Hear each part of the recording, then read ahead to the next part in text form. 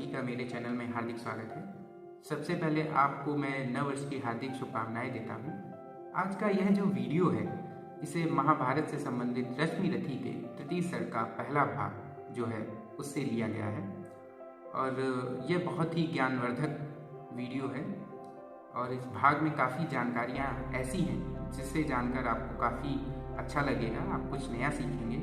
आखिर महाभारत के युद्ध में श्री कृष्ण जी की क्या भूमिका थी, अगर वो नहीं होते तो क्या युद्ध होता, या वो नहीं होते तो क्या पांडव जीत पाते।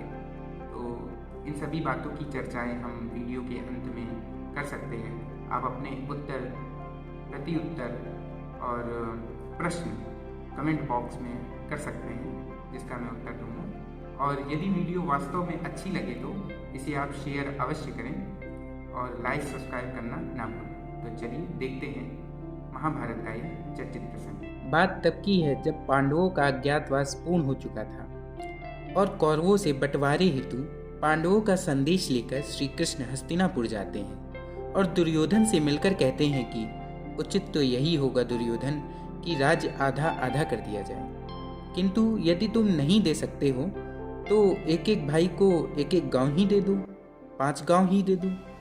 किंतु दुर्योधन 5 गांव तो क्या, एक तिनका भी देने से अस्वीकार कर देता है और उल्टा भगवान को ही बांधने का प्रयास करने लगता है।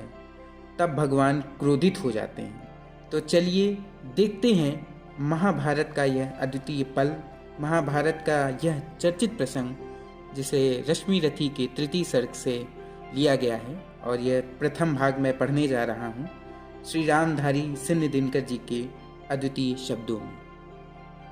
हो गया पूर्ण अज्ञातवास, पांडव लौटे वन से साहस, पावक में कनक स्रदस तपकर, वीरत्व लिए कुछ और प्रखर, नस नस में तेज प्रवाह लिए कुछ और नया उत्साह लिए।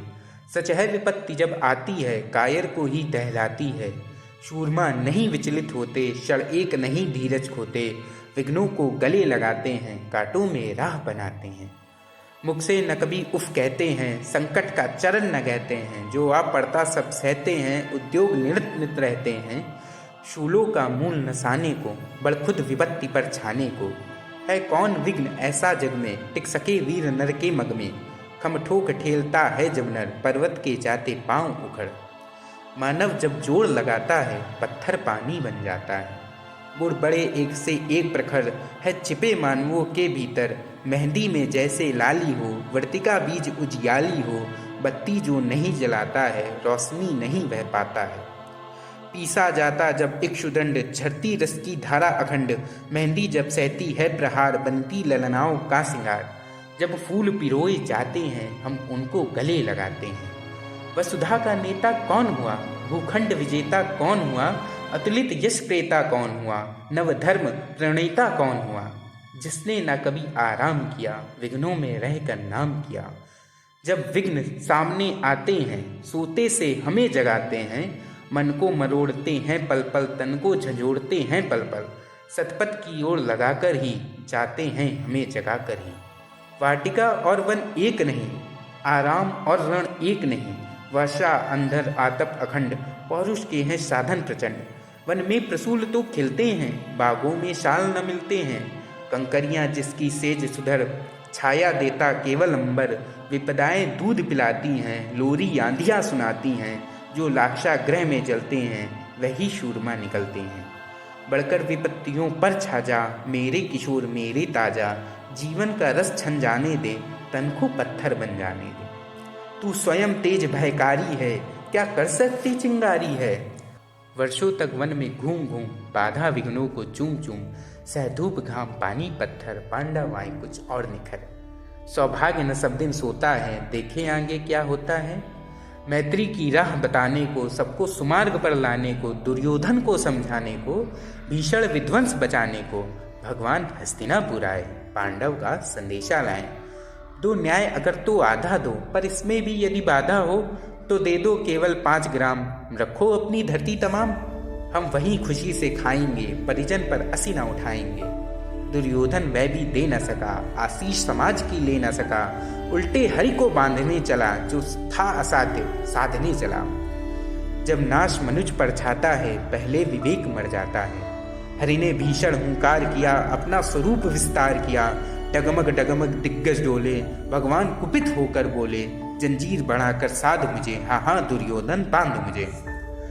यह देख गगन मुझ में लय है, यह देख पवन मुझ में लय है, मुझ में विलीन झंकार सकल, मुझ में लय है संसार सकल। अमृत फूलता है मुझ में, संहार झूलता है मुझ में। उदयाचल मेरा दीप्त भाल, भूमंडल वक्षस्थल विशाल, मुझ पर दिबंध को घेरे हैं, मैनाक मेरु पग मेरे हैं। दिप्ते जो ग्रह नक्षत्र निकर, सब है मेरे मुख के अंदर। दृग हो तो दृश्य कांड देख, दृग हो तो दृश्य कांड देख, मुझ में सारा ब्रह्मांड देख। चर अचर जीव चर, क्षर अक्षर नश्वर मनुष्य सुरजाति अमर। शतकोटि सूर्य शतकोटि चंद्र, शतकोटि सरित सर सिंधु मंद्र। शतकोटि विष्णु ब्रह्मा महेश, शतकोटि विष्णु जलपत धनेश। शतकोटि रुद्र शतकोटि काल, शतकोटि दंडधर लोकपाल। जंजीर बढ़ाकर साधिने, हाँ हाँ दुर्योधन बांधिने। भूलोक अतल पाताल देख, गत और अनागत काल देख। यह देख जगत का आदि सृजन, यह देख महाभारत का रण। नृतकों से पटी भू है पहचान, पहचान कहाँ इसमें तू है। अंबर में कुंतल जाल देख, पद के नीचे पाताल देख। मुट्ठी में तीनों काल देख, मेरा स्वरूप विकराल देख। सब जन्म मुझी से पाते हैं, फिर लौट मुझी में आते हैं। जिह्वा से करती ज्वाल सघन, सांसों में पाता जन्म पवन। पड़ जाती मेरी दृष्टि जिधर, हंसने लगती सृष्टि उधर। मैं जभी मूंदता हूँ लोचन, छा जाता चारों ओर मरण। बांधने मुझे तो आया है, जंजीर बड़ी क्या लाया है। यदि मुझे बांधना चाहे मन, तो पहले बांध यह अनंत गगन। सोने को साध न सकता है, वह मुझे बांध कब सकता है। हित वचन नहीं तूने माना, मैत्री का मूल्य न पहचाना। तो ले मैं भी अब जाता हूँ, अंतिम संकल्प सुनाता हूँ। याचना नहीं अब रण होगा, जीवन जय या कि मरण होगा। टकराएंगे नक्षत्र निकर, बरसेगी भू पर वनी प्रखर। फणशेष नाग का डोलेगा, विकराल काल मुंह खोलेगा। दुर्योधन रण ऐसा होगा, फिर कभी नहीं जैसा होगा। भाई पर भाई टूटेंगे, विषबाण बूंद से छूटेंगे। वायस्य श्रृगाल सुख लूटेंगे, सौभाग्य मनुज के फूटेंगे। आखिर तू भूसाई होगा, हिंसा का परदाई होगा। थी सभा सन्न सब लोग डरे, चुप थे या बेहोश पड़े। केवल दो नर नाघाते थे, धृतराष्ट्र विदुर सुख पाते थे। कर जोड़ खड़े प्रमुदित निर्भय, दोनों पुकारते थे जय जय, दोनों पुकारते थे जय जय।